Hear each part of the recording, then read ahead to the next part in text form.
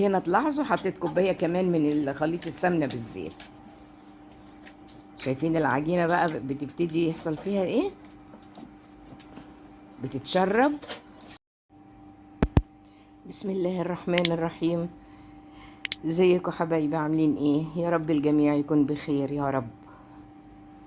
اعمل لكم النهارده ان شاء الله وصفه الفايش الصعيدي الاصلي اللي طول عمرنا بنعملها، ومن قبلي والدتي الله يرحمها واهلي كلهم في الصعيد. الخميره لازم الفيش الصعيدي ليه خميره مخصوص بيه، لا بنحط خميره فوريه ولا خميره طازه ولا اي حاجه. الخميره اما بتكون بدقيق الحمص اللي انا بعمل بيه دلوقتي، انا طبعا المقادير هكتبها لكم في الوصف تحت الفيديو، او بيتعمل بالسمسم او بيتعمل بالفول. انا هنا بعملها زي ما قلت لكم بدقيق الحمص. انا خدت هنا كوبايه وغليت لها كوبايتين لبن وحطيتهم في البرطمان ده. انا هنا بشتغل في المغرب تقريبا. لفتها كويس وحطيتها فرن البوتاجاز بدون ما اشغله طبعا. قمت الصبح على الساعة 10 كده لقيتها بالمنظر ده. وطبعا هنا من كتر الخمر فارت. عشان تعرفي الخميرة بتاعتك كويسة ولا لا، بتلاقي السائل فصل عن الخميرة. السائل اللي هو اللبن بقى تحت، والتفاعل عمل الخميرة بقت طافية على الوش. فأنا هنا حطيتها في طبق عشان ابتدي أول مرحلة تخمير للفايش. هو الفايش عجينته سهلة مش صعبة، بس ليها مراحل. وما تقولوليش وليه الدبكة دي كلها ما نشتري فايش او نشتري ارقي فايش بتاع الافران. عموما انا هنا حطيت جزء من الدقيق، مش يعني بكمية مش لازم تبقى معلومة. بحط الخميرة اللي عملتها وبحاول اعجنها، بس ما حطيتش اي حاجة. هي بس الخميرة الحمص عجنتها بشوية دقيق اي كمية. انا فتحت كيس كيلو وحطيت شوية، اما يبقى قوام الخميرة زي ما احنا شايفين كده. هغطيها واسيبها برضو تختمر. انا هنا كنت ملبساها كيس شنطة بلاستيك كده. شايفين بقى الخميرة شكلها عامل ازاي؟ دي المرحلة الأولانية من التخمير، أو تعتبر المرحلة الأولانية بعد ما عملنا الخميرة. أنا هنا بحط في الكوب العياري ده حطيت كوبايتين ونص لبن. هسخنهم طبعا، أنا سخنتهم في الميكروويف. وهحضر هنا السمنة. أنا البرطمان اللي ورا دوت كان فيه كوباية، وهحط تقريبا كوبايه كمان، وهقول لكم بعد كده انا خدت قد ايه. بس انا عشان هخلطه مع كوبايه زيت، يعني انا حطيت كوبايتين سمنه، اي نوع سمنه بقى. انا بستخدم سمنه بلدي انا مسيحاها. وهحط هنا كوبايه الزيت اهي، وبرده هسخنهم في الميكروويف. هجيب بقى الطبق اللي انا هعجن فيه وهحط الخميره اللي انا او المرحله الاولانيه من الخميره اللي انا الدقيق اللي عجنته مع خميره الحمص.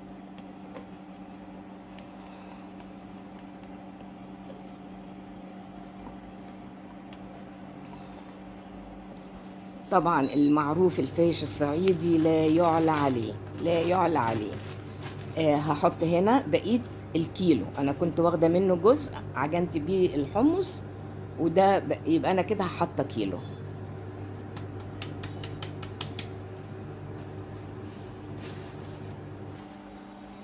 هبتدي بقى احط 2 كيلو كمان، يبقى انا بعجن دلوقتي فايش 3 كيلو دقيق.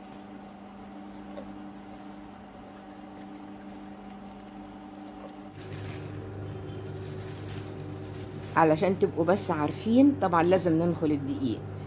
فايش الافران ده عبارة عن عيش، عجينة عيش عادية جدا، وحط لها كركم.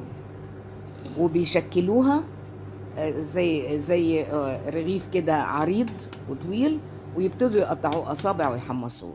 ادي فايش الافران، لا في طعم ولا في نكهه ولا في اي حاجه. انما ده الفايش الاصلي اللي بيتعمل في الصعيد.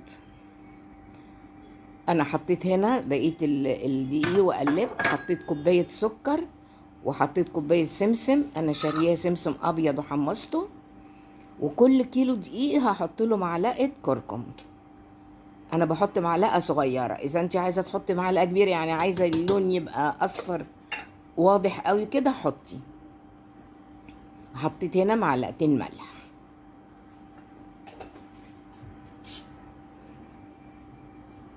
ابتدي بقى اقلبهم مع بعض كويس. انا لسه لغايه دلوقتي ما حطيتش الماده الدهنيه.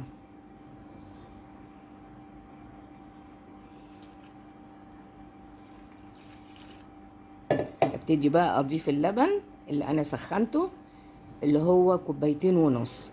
طبعا ال3 كيلو ما تعجنوش بكوبايتين ونص، انا حاطه قبل كده كوبايتين لبن على الحمص، وحاطه كوبايه لبن كوبايه ميه في البرطمان اللي كان فيه الحمص.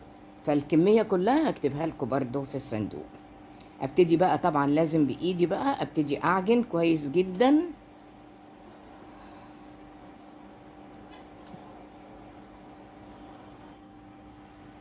انا هنا عجنت لما العجينه خلاص بقت شايفين طريه ازاي وجميله في ايدي.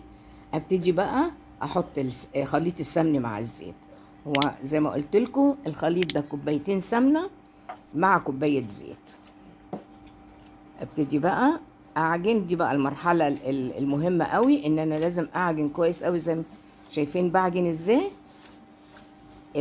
طريقه العجن ده هي نفس طريقه عجن العيش البلدي.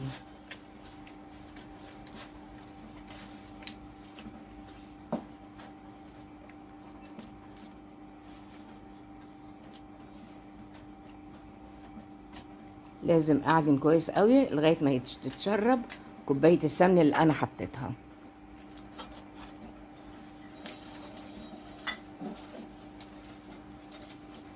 انا في الحقيقه دايما بعمل مش اقل من 6 كيلو، لان بوزع بقى منه طبعا. الكل بيحب الفايش بتاعي والله. وانا بخبزه صدفه ان ابني كان جاي بيقول لي والله وانا بركب الاسانسير من تحت شامم الريحه، قلت الريحه دي جايه من عند ماما. انا بعمله طبعا عشان خاطر رايحين المصيف وهم ولادي. يعني بقالنا حوالي 3 سنين ما اتجمعناش مع بعض، فان شاء الله ان شاء الله دعونا نتجمع على خير يا رب، يبقوا معايا كلهم هم واولادهم. وبيحبوا قوي قوي لما يصحوا الصبح يشربوا كوبايه شاي بلبن بالفيش. فانا قلت اعمل 3 كيلو، واذا خلصوا واحنا هناك ابقى اعمل تاني. انا حطيت وبتبقى لينه عامله زي الملبن بالظبط، اطرى من الملبن كمان. شايفين العجين ازاي للبنات اللي هم مبتدئات ونفسهم يعملوا الفايش ده. انا مش عايزه اقطع لكم من طريقه العجن عشان تتعلموها. واتمنى يا رب الفيديو يعجبكم، واتمنى اللي ما اشتركتش تشترك، لان والله انا العجن ده تعبني قوي. فشجعوني بقى بلايك وباشتراك في القناه. شوفي هنا اتشربت خلاص الكوبايه التانية من السمن. انا هنا لقيت العجينه خلاص طريه وحلوه في ايدي، فما حطيتش سمن تاني. برضو الفايش ملوش مقدار معين من السمن. عايزاه دسم قوي احط الكوبايه التالتة، عايزاه يبقى خفيف كده. انا ولادي بيحبوه خفيف، يقولوا لي مش عايزين لما نحط الفايش في الشاي نبقى نشوف عيون السمن كده على الكوبايه، لا مش عايزين نشوفها. فعشان كده انا اكتفيت بالكوبايتين. انا هنا بس حطيت عشان العجينه ما تنشفش اما اسيبها، حطيت بس شويه سمنه كده دهنت بيهم الوش عشان العجينه ما تنشفش. خلاص العجينه مادام هي لسه، شوف تحسوها ملزقه في ايدي اهي شويه، هي المفروض تبقى كده، لازم تبقى طريه قوي زي الملبن في ايد الواحد، انعم كمان من الملبن هتشوفوها.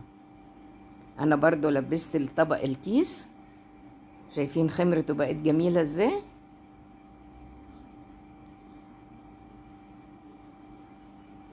ابتدي بقى التشكيل. التشكيل هنا ليه طريقتين.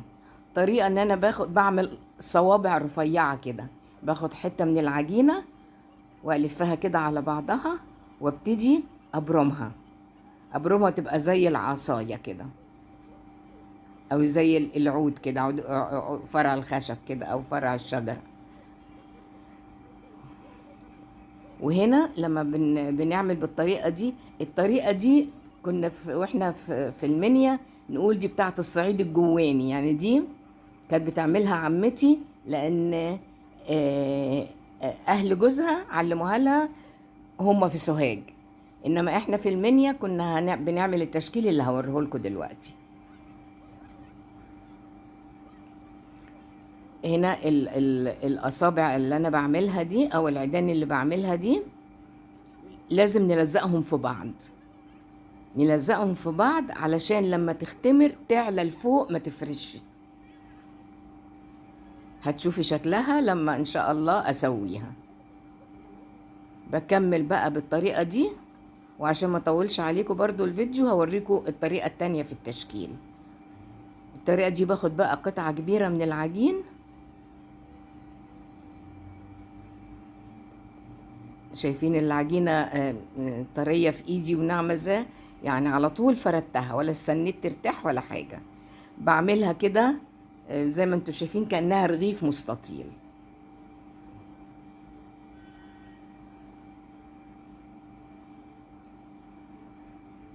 لون الكركم فيها معقول هادي، لون اصفر هادي كده. بتحبي اللون الاصفر القوي اللي زي بتاع المخابز ده، زودي الكركم، بس هو انا بالنسبه لنا احنا اللون كده هادي ومعقول.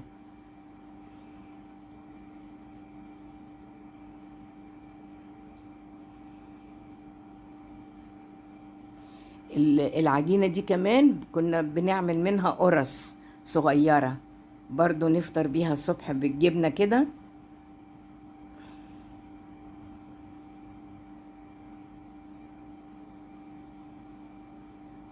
شايفين جمال العجينة؟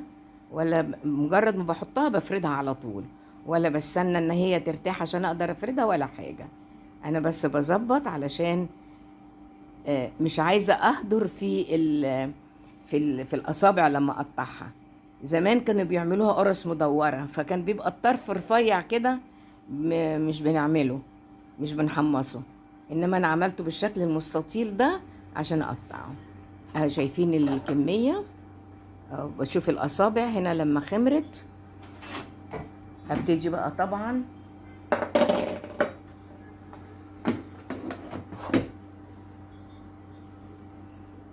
دي كمية التلاتة، في سجان مش باينة، بس هي الحمد لله قطعت كمية حلوة. طبعا بكون مسخنة الفرن على اعلى حاجة، انا الفرن عندي 260. شوف بقى اللي هنا اللي دي الاصابع دي بقى بنفصصها، عشان كده بنسميها فصوص. بنفصصها من بعض ونبتدي نرصها في الصاج عشان ندخلها تاني تتحمص. زي ما قلت لكم بتستوي على اعلى. شايفين طريه ازاي وهشه؟ شايفين القرصه جميله ازاي؟ اعلى درجه في البوتاجاز عندك، والرف في النص بيستوي من تحت ومن فوق، ومش بولع شوايه ولا حاجه. هبتدي بقى هنا اقطعها اصابع بقى علشان نبتدي نحمصها. التحميص الفرن بيكون على اقل درجة، يعني التسوية على اعلى درجة والتحميص على اقل درجة عندك، عشان يتحمص كده وياخد لون وردي جميل. شوف هنا الرغيف المستطيل بيطلع كله صوابع زي بعضه، ما بتتهدرش منه حاجة ابدا. شايفين الهش ازاي من جوه؟ اما تشوفي الخرام ديت في الاصابع تعرفي ان دي الخمر كويس، والعجينه كده الحمد لله ناجحه وجميله. شوف جمال الصوابع حلو ازاي.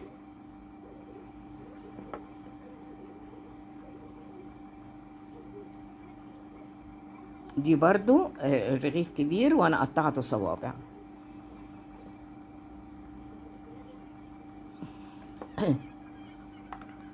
ده بقى اللي هي الفصوص اللي هي كانت لازقه في بعضها. انا هنا حمصت الكميه اللي جوه ده، هي دي الفصوص. شو بيبقى فيه فرق ليه؟ لان احنا لما بنفصصها بيبقى فيه عجينه كده طالعه، عجينه نازله، فما بتبقاش كلها مستويه في التحميص. انما ده اللي هي الرغيف الكبير اللي انا قطعته. جربوها يا جماعه، والله في منتهى الجمال، ولا فيها اي نوع من انواع التوابل، هو السمسم وبس. يا رب تجربوها وتعجبكم، واتمنى لو الفيديو عجبكم تشجعوني بلايك وتشتركوا في القناة. شوفوا بصوا لما بكسرها، شايفين زي البسكوت والله، هشة هشة وجميلة، والتحميص على نار هادية بيخليها هشة وطعمها في منتهى الجمال. اتمنى يا رب تعجبكم وتشجعوني بلايك واشتراك، واشوفكم في الفيديو الجاي ان شاء الله. سلام.